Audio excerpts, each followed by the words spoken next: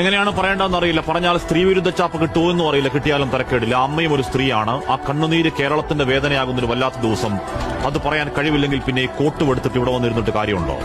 വീടിന്റെ ഉമ്മറ തകാലത്തിൽ അവസാന യാത്രയ്ക്ക് ഒരുങ്ങിക്കിടന്നവന്റെ ജന്മദിനം ഇന്നലെയായിരുന്നു. പ്രായം കേവലം 42 ഉള്ളൂ. ആ താടി കൂട്ടിക്കെട്ടി ചേതനയില്ലാത്ത മുഖത്തേക്ക് നോക്കി, മുത്തേ നിന്റെ മുഖമൊക്കെ മാറിപ്പോയല്ലോടാ മോനെ എന്ന് വേദനിക്കുന്ന ഒരു പെറ്റവയറിന്റെ വേദന കണ്ടു നിൽക്കാവുന്നതാണോ? ലോകത്തിലെ ഏറ്റവും വലിയ വേദനയുടെ പേര് അമ്മയുടെ പുത്രദുഃഖമെന്നാണ്. ദീപകിന്റെ തലക്കൽ കൊളുത്തിവെച്ച് നിലവിളക്ക് പോലെ അച്ഛനും അമ്മയ്ക്കും കുടുംബത്തിനും ആ വീടിന്റെ ഒരേ ഒരു വെളിച്ചം താനെയങ്ങ് കിട്ടുപോയതല്ല. റീച്ചിനും ഷെയറിനും വേണ്ടി അഹങ്കാരത്തിന്റെ പരികൊള്ള ഒരു സ്ത്രീ അടിച്ചു കെടുത്തിയതാണ്. ഒരു കുടുംബം നാനാവിധമാക്കിയതാണ്. അങ്ങേയറ്റം വേദന ഉണ്ടാക്കുന്ന ഒരു ആത്മഹത്യയിലേക്ക് ചാടി വീണ് അവരുടെ രാഷ്ട്രീയവും മതവും ചികഞ്ഞ് 10 വോട്ടിനുള്ള സ്കോപ്പുണ്ടോ എന്ന് നോക്കുന്നവരുണ്ട്. ചെറുനക്കുന്ന ചെന്നായ്ക്കൾ അത്രക്കാരെ വിട്ടേക്ക്. ഇവിടെ പ്രശ്നം അതല്ല. അക്കാലം അത്രയും എല്ലാവരും നല്ലത് മാത്രം പറഞ്ഞൊരാൾ രാവന്തിയോളം കഷ്ടപ്പെട്ട് അധ്വാനിച്ച് കുടുംബത്തിന് വേണ്ടി ജീവിച്ചൊരുത്തനെ സോഷ്യൽ മീഡിയ കമ്പോളത്തിന് വേണ്ടി സൈബർ ആൾക്കൂട്ടക്കൊലയിൽ തൂക്കിവിറ്റ് കഴിവേറ്റിയതാണ്.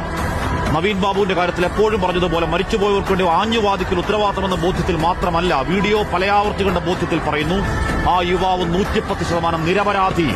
ഭാരമുള്ളൊരു ബാഗ് ഉയർത്തുമ്പോൾ അറിയാതെ പറ്റിയത് റീച്ചിന് പറ്റിയ ഒരു കോപ്പ് കിട്ടിയ ആനന്ദത്തിൽ ചിരിച്ചുകൊണ്ട് ലൈംഗികാതിക്രമം പകർത്തിയെന്ന് ആരോട് പറയലാണ്?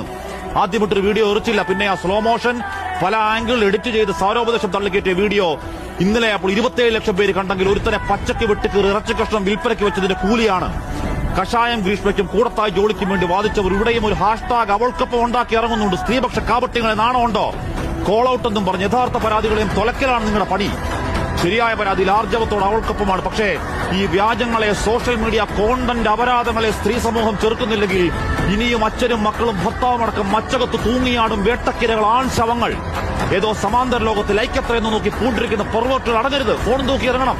ഗോവിന്ദാപുരത്തെ അമ്മയുടെ കണ്ണുനീരും മകന്റെ വായ്ക്കരയും കൂടി പിടിച്ച് വീഡിയോ ഒരു മ്യൂസിക് എടുത്ത് തള്ളിക്കയറ്റ്. അങ്ങോട്ട് കുത്തിക്കയറട്ടെ, ലൈക്കും ഷെയറും തീരട്ടെ നിന്റെയൊക്കെ മുടിഞ്ഞ ആർത്തി.